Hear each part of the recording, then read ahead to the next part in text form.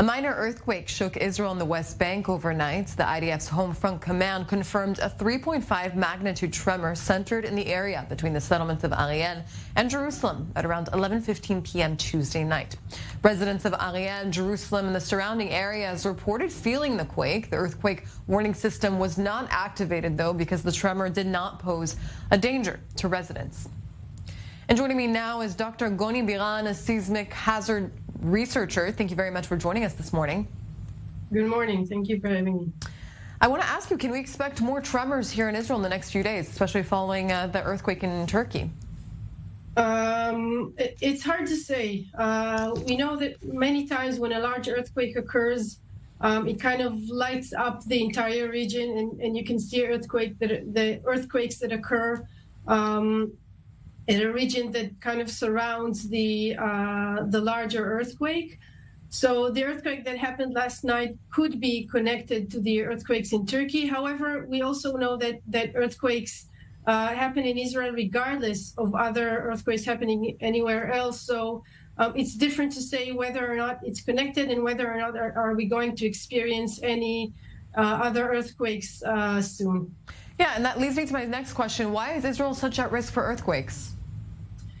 So the eastern border of Israel and all along Israel, all the way from Eilat in the south to Metula in the north, lies the Dead Sea Fault System, which is a border between two tectonic plates. We have the Arabian plate to the east and the African plate to the west, and those tectonic plates are moving. So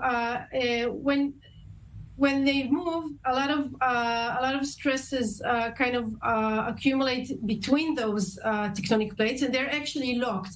So they try to move and they cannot move because of friction.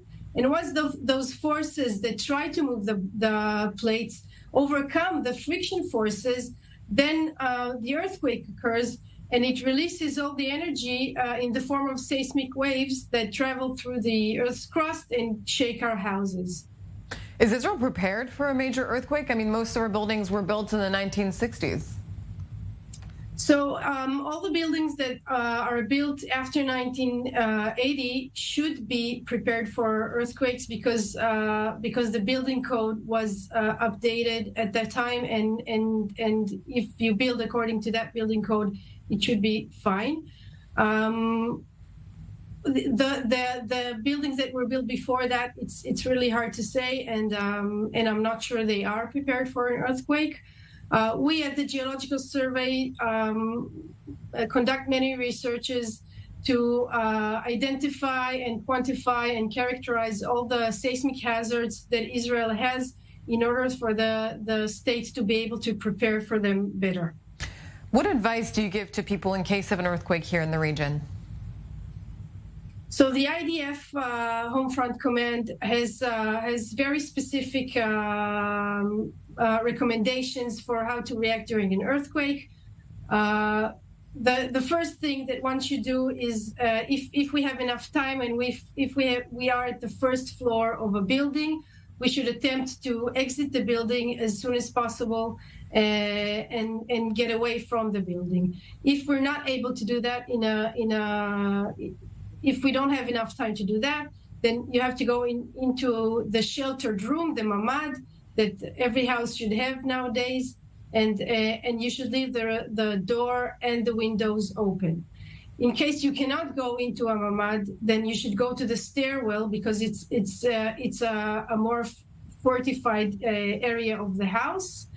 And if all of these things is not possible for you to do, then you should get down to the floor, cover your head, and if you have a very strong furniture to hide underneath, then you should do that. Perhaps a table or something like that.